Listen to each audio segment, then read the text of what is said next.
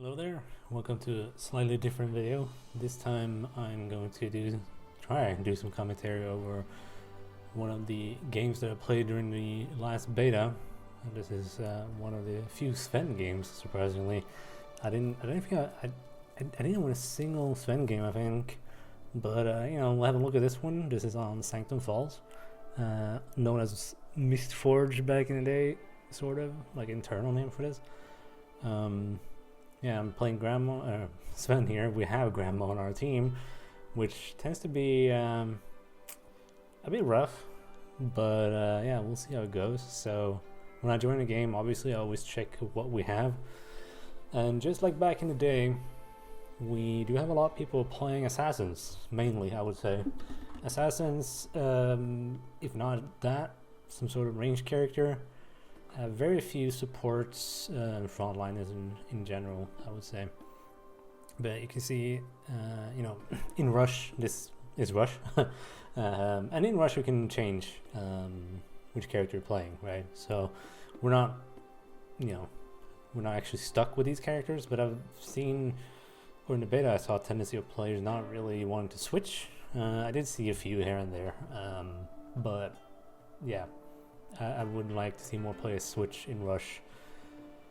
Maybe they don't know, or they just don't want to. I'm not sure. But we are going to this with Sven, Grandma, Griselma, we have Paco, and Margrave, which are both frontliners.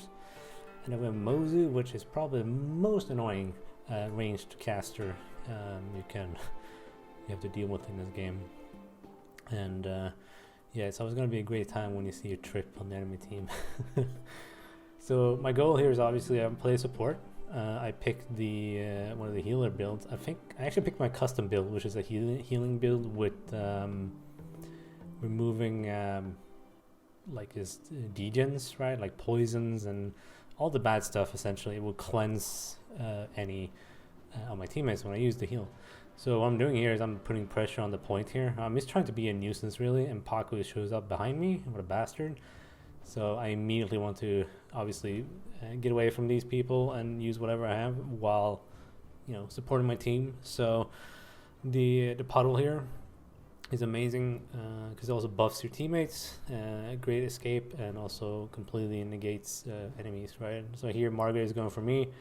I make sure to debuff his armor. I put the puddle here because I know Margaret is coming after me and the point is coming up. So you can see actually right there.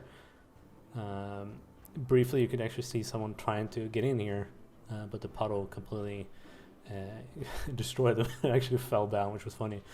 Margaret pushes here, which is very interesting, seeing as we have a pretty good stronghold, me and Grandma here, and want to make sure we secure this for a bit. I see my teammates fighting Paco, and I literally have nothing here. All I can do is harass the enemy, right? Make sure to always break the armor. And actually here in a bad spot, as you can tell. I managed to get the heal off here, but control Ashling there is a very nice, it's one of the things I really like to do, but you can see I'm getting hammered here in the middle point. Sven is somewhat tanky, I would say, so it's definitely worth pushing a bit more than you normally would, especially if you had a puddle. So I'm just helping my team here. I'm staying ranged, right? I'm staying far away, trying to really push as much damage and debuffs as I can. Sadly, that didn't really work out. Margrave is trying his best on our team.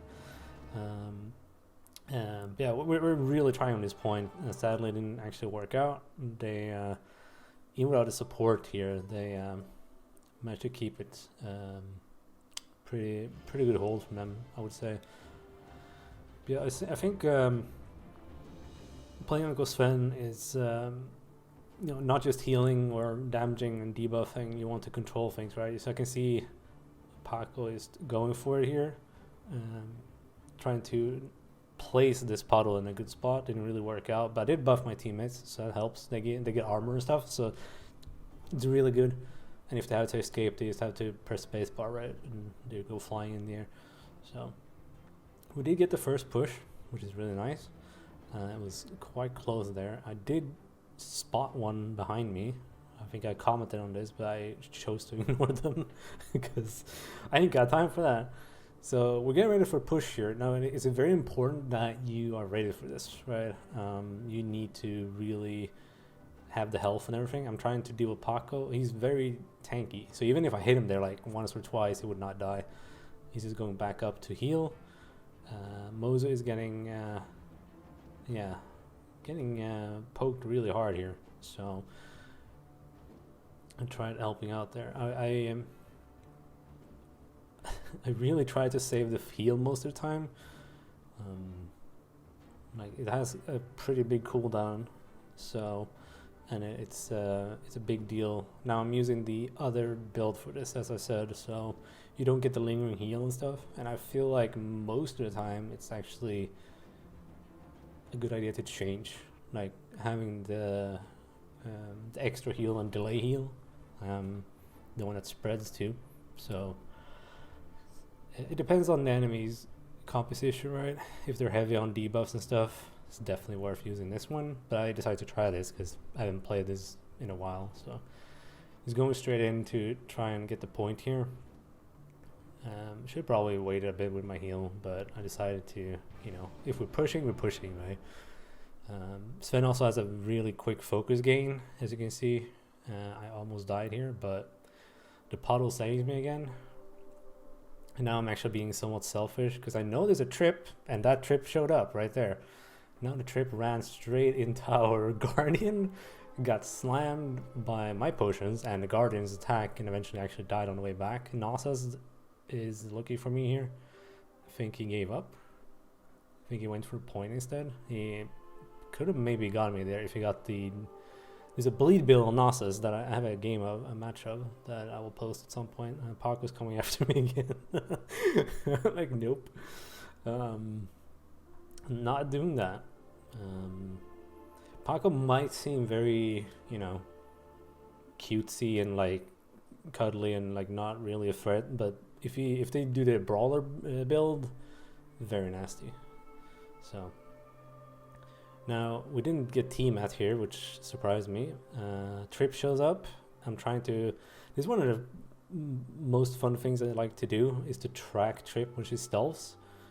And I thought she was upstairs, but she actually dropped down, and now, well, she ran away. She's way too fast. So tracking Trip, especially if you have the apply burn, is really nice. And here I'm actually behind Aisling, so I'm trying to debuff Aisling, which I think is using the support build with the ranged attacks. But yeah, I kind of missed that. That's my bad. This is I think it's the second or third game I played on Sven. So still have to get used to the game and all the heroes and everything. I had a blast playing. So we got another attack here. I just want to make sure that I'm out of enemy range here. Now, supports in general are very good at pulling, walking out of that. That was a good snowball by Paco, but I managed to get out of it. I'm buffing my teammates here, but we pretty much do or die here, so I think it's worth it. So yeah, I mean, supports in general tend to pull focus. I did have a game against the Vadasi where my team didn't really focus on the Vadasi, which kind of surprised me. She's extremely strong, so they even ran like Vadasi and Sven as a combo. That's really nasty. Like, you definitely win with that. So watch out for the support. And my focus again. Now I tend to use it in an interesting way. I think I use it here, don't I? I try to use it. I don't tend to save my focus on Sven. Like even at level 1, it's very strong. Like okay, so to explain what it does, right? Focus is the ultimate ability, right? It's the thing in the middle, the F key. And for Uncle Sven, it polymorphs anyone hit within the area. So like with many other focus skills and other heroes, you get a ring, and it's like, okay, anyone in this ring will be hit. And for Sven, it turns them into these snails. So they're polymorphed and they can't do anything for a short amount of time. So just help my teammates here.